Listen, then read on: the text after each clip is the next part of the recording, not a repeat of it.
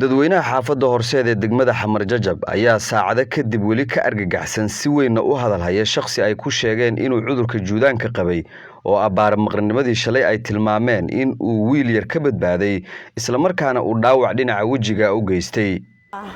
waa meesha madaxa u galiyay halkaas waaye cunuga uu ku cunay waa meeshaas waaye marka gurigu ka soo baxay gurigu ka soo baxay dugsiga waa laga soo day gurigu ka soo baxay dheelu soo socday miya adeegna waa u dirsaday adeeg mooni ideenna keen markuu soo gudbay intuu cunuga intuu ku qabsaday halkaas uu ku cunay marka ma aragta adu ninka indhaha aniga ninka stationka markii la geenayo arkana keen intuu maana ku arkin nin xoog weyn miyo nin adiga iska dhacaatay oo adiga barjab yar waaye Layla Suulay waa hooyada dhashay Nuux Sheekh Nuur Nuux oo ah wiilka la sheegay in laga badbaadiyay nin ay dadweynaha xaafaddu ku sheegayaan inuu dad qal ahaa waxa ay tilmaamtay inay dhagta ka maqli jirtay juudaan balse ay iyadu indhaheeda ku aragtay halkaan uu ku dhagay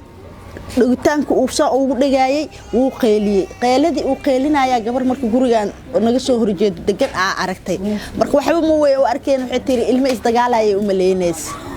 iga celida marka way soo istaagay markay soo istaagtay waxay tiri wariyaha ka kac cunuga ka kacday uu dhahayay waxa uu arkin dhagaxay ku dhufatay moona ka kicin dhagax kale ku dhufatay moona ka kicin dhagaxii saddexaad qorin wuxuu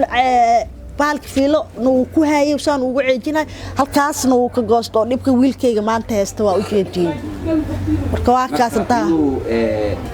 nin waalan ahaa iyo inuu juudaan leh ahaa iyo maxad yani nin waalan ma ahayn gabadha markay ka kicisay uu istaagay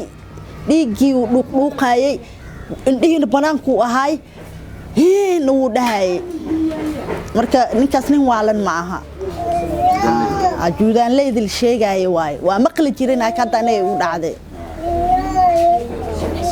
Fartuun Xasan Ducaale waxa ay ka mid tahay hooyooyinka xaafadda horseed ee ay amuurtani ka dhacday waxa ay 5TV u sheegtay inay la soo diristay cabsi waalidiinta halkaasi degan oo ay u qabaan caruurtooda xaafadana waa Xamar Jajab shalay waxa ka dhacday mafaajaad oo la yaabnay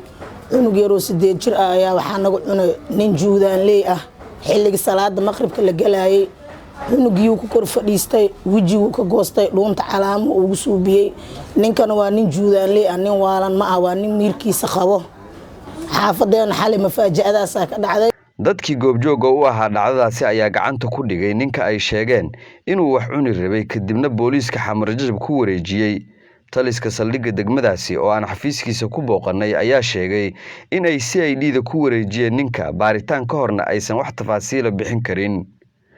juudaan waa cudur jira oo dadka ku dhaca hase ahaatee dhakhtar Amiin Samakaal oo cudurada caruurta ku takhasusay waxa uu sheegayaa in dadka cudurkaasi qaba aysan waxba cunin Soomaalida juudaanka ee dhahdo waxa markii caafimaadka loo laabtay leprosy lahaa leprosy-na waa cudur kamid ah cudurada raaga ee ku dhaca maqaarka waxa sababta bacteria la yiraahdo germis oo magaceeda la yiraahdo mycobacterium nooc kamid ah sababta mycobacterium taas waana cudur ku dhaca jirka meelo kala duwan sida maqaarka wuxuu kale ku dhaca neef mareenka wuxuu ku dhaca sidoo kale to neerfayaasha waliba wuxuu aad u jecel yahay kuwa adimada sida gacmaha iyo lugaha ma ahan calaamadiisa ma kamid ah qof inuu cuno arintan dhacday ee qofkan xalay la sheegana hadii sida loo sheegay oo jirto ma ahan laguma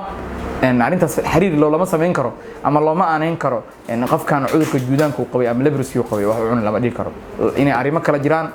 waa laga yaabaa waana arin baaritaan u baahan meelo badan oo Soomaaliya kamid ah ayaa dhowr mar laga sheegay in lagu arkay dad qaba cudurka juudaanka balse inay dadka cunaan iyo in kale waa arin dood ay ka taagan tahay dhaqaatiirtuse ay sheegtay inaysan waxba cunin dadkaasi oo iyagu cudurka ay la nool yihiin iyo dadka ay ku dhex nool yihiin badibana u yihiin